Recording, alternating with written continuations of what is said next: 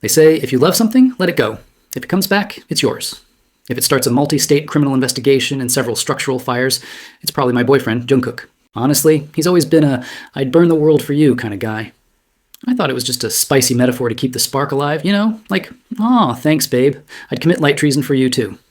I didn't realize he actually kept a lighter in his pocket, specifically for my honor. Right now, though, the only thing burning is my patience.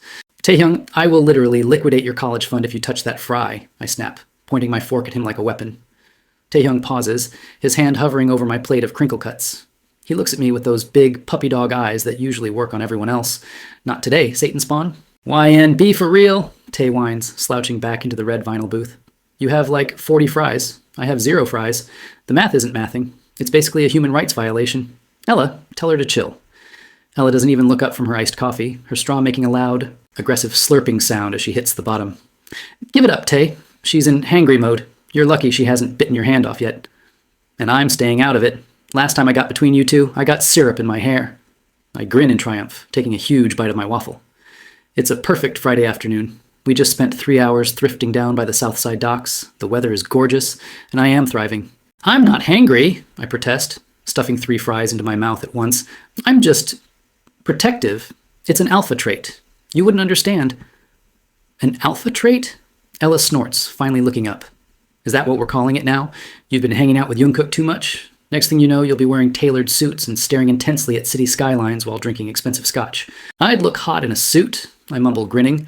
I reach into my tote bag to find my phone. I need to send Jungkook a picture of the disgusting, glorious grease pile we're eating. He's probably in some boring meeting right now, being all international CEO and Terrifying Mafia Legend. He needs a little chaos in his life, and the chaos is definitely me. I rummage through my bag. Lip gloss. A receipt for a candle I didn't need. A spare hair tie. My heart skips a beat. Guys? If this is about the fry, I already took one, Tae says, chewing shamelessly. No, Tae, my phone. It's gone. The table goes silent. Even the sound of the diner's greasy ventilation system seems to get louder. Check your pockets, Ella says, her voice dropping the sarcasm. I stand up, patting down my jeans, empty. I dump the entire contents of my bag onto the table. A shower of random junk hits the formica. No phone. Oh, R.I.P., Tae says, leaning over. Wait, did we leave it at that vintage shop? The one in the alley with the weird guy who looked like he sold organs on the side? The Southside docks? Tae, that's like 30 minutes away. Call it, I tell Ella, my hands starting to shake. Quick, before someone finds it and sees my photos of Jungkook's dog and 4,000 Jungkook's X-rated collection. I've saved. Jungkook's POV. I am 5 seconds away from throwing this 60-year-old executive. Out of the window, old man.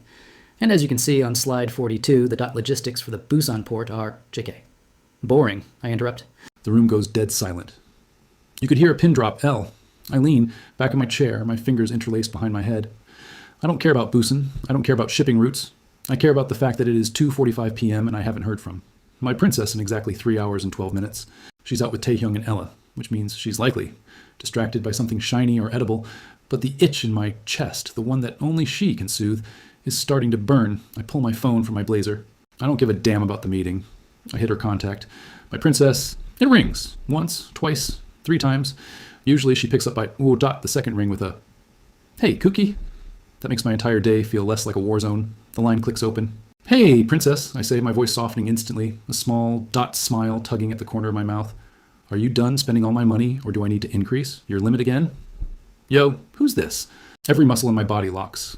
That is not her. That is a man. A man with a voice that sounds like broken glass. The smile on my face doesn't just fade, it dies.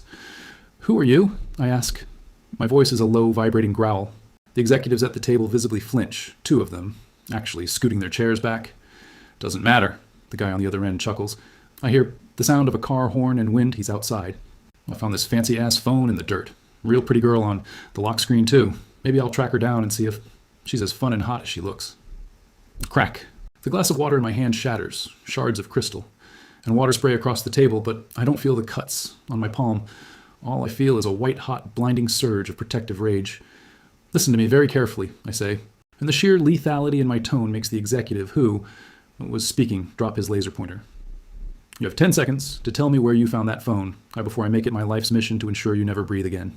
"Yeah, whatever. Tough guy. Screw you." Click. He hung up. I stare at the dead screen of my phone. My vision is blurring at the edges, a dark, possessive red taking over. Someone touched her things. Someone is thinking about touching her. Jimin! I roar. The doors burst open. Jimin is already there, his hand on his piece, eyes sharp. He knows that tone. It's the tone I use when I'm about to start a war. Boss? YN's phone is in the south side. Some bottom feeder has it, I say. Standing up so fast, my chair flips backward. I don't look at the blood dripping from my hand. He threatened her. Yoongi walks in behind Jimin, leaning against the doorframe with a terrifyingly calm expression. South side? That's Kim's territory? It's a maze of warehouses down there. I don't care, I snarled, grabbing my suit jacket. Call the units, all of them. Tell them to block every exit. Out of the Southside district. Nobody leaves. Nobody not breathes without my permission. Jungkook, Yoongi says, his voice a dry warning. We have a treaty with the Southside. If we roll in there with full force, the whole city goes up. I stop at the door, looking back at him with eyes that are no longer human. Then let it burn, I growl. If I don't find her in the next 10 minutes, I'm leveling that entire district.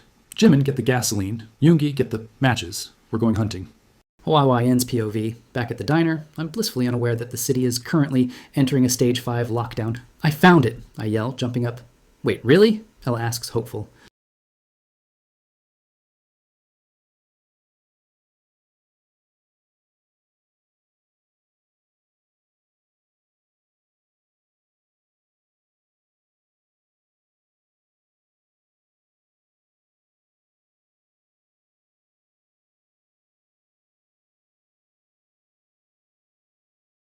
Jungkook's POV. The south side smells like salt, rust, and fear. Mostly fear. I'm standing in the middle of an intersection, my $5,000 Italian leather shoes stepping over a puddle of God knows what. Behind me, 20 black SUVs have effectively turned this district into a cage. My men are everywhere. Black suits, earpieces, and the kind of expressions that make seasoned criminals cry for their mothers. Boss, we've tracked the signal to that warehouse, Jimin says, appearing at my side. He looks oddly energized for someone about to commit several felonies. It's owned by the Snakes. They're a bottom-tier gang, mostly petty theft and street-level dealing. They have something of mine, I say. My voice sounds like it's coming from the bottom of a grave. I'm vibrating. My skin feels too tight for my body. Every second she's not in my sight, a different part of my sanity snaps. Tell them they have 3 minutes to bring her out. And if they don't? Yoongi asks, leaning against the hood of my car, casually flicking a Zippo lighter open and shut. Click-clack, click-clack. I look at the warehouse. It's a rotting wooden eyesore. If they don't, I whisper, I'm going to show them exactly what scorched earth looks like. I check my watch. 2 minutes left. My chest is tight. I can't breathe. All I can see is her face, her laugh, the way she calls me Kooky when she wants to annoy me, or Jungkooka when she's being sweet. If those bastards have even touched a hair on her head, the fire I'm about to start will be visible from space. YN's POV. Okay, so funny story, I say, staring out the diner window as a literal tank rolls past. I think Jungkook is having a slay moment, and by slay, I mean he's probably murdering people. YN? That's not a tank, that's an armored transport, Taehyung corrects, though he looks significantly paler. He stopped eating. That's how I know it's serious.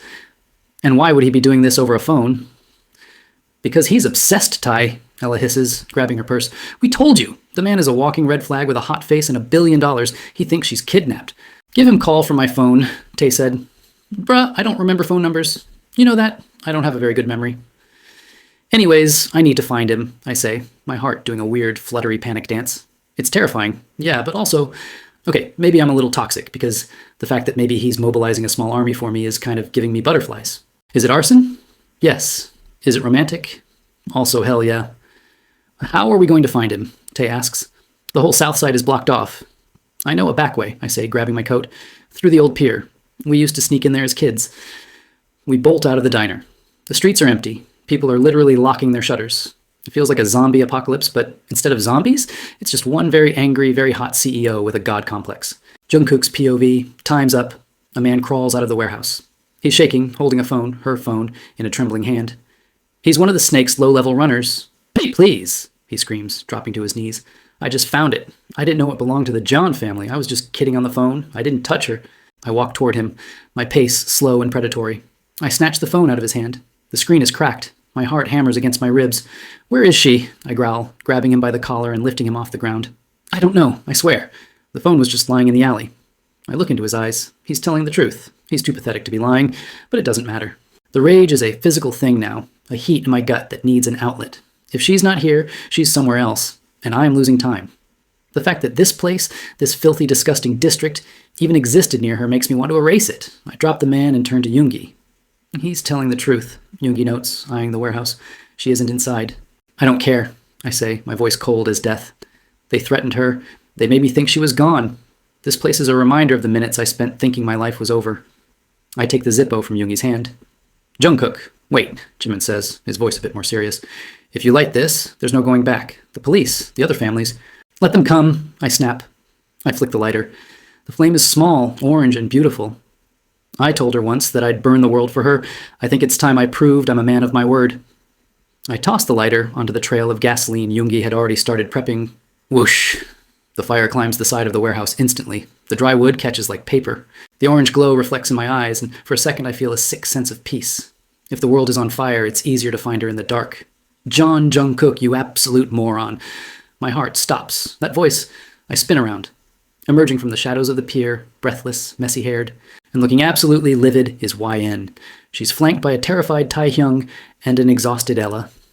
Princess? I breathe. The lighter fluid-fueled rage instantly evaporating, replaced by a wave of relief so strong I almost drop to my knees. She stomps over to me, ignoring the literal inferno behind me, and pokes me hard in the chest. Are you kidding me right now? You're burning down a warehouse? Do you know how much insurance paperwork this is? I don't answer. I just reach out, grab her by the waist, and haul her against me so hard the air leaves her lungs. I bury my face in the crook of her neck, breathing in the scent of vanilla and maple syrup. You're safe, I growl, my grip tightening until she squeaks. I thought someone took you. I was going to kill everyone. I was going to burn it all. Cook, I just dropped my phone, she mumbles into my shoulder, her hand slowly coming up to hug me back. You can't just go around committing arson every time I lose my tech. I pull back just enough to look at her. My eyes are dark, possessive, and still a little unhinged. I can, and I will. If anyone so much as looks at you the wrong way, I'll give them a front row seat to the end of the world. She looks at the fire, then back at me. A small, shaky smile touches her lips. You're literally insane. Only for you, I whisper, leaning down to kiss her, but it's interrupted by a loud crack as a beam from the warehouse collapses. Okay, romantic moment over, Ella yells from the sidelines. The building is literally melting. Can we go? In a minute, I say, turning back to the fire. I pull my phone out and dial a number. Namjoon? Yeah, I need you to buy the Southside District, all of it. Why? Because I'm turning the whole place into a park for my girlfriend. Also, call the fire department. Or don't, doesn't matter. I look at YN, a smirk playing on my lips. Want to watch it burn for a bit, princess? Or are you hungry? YN's POV.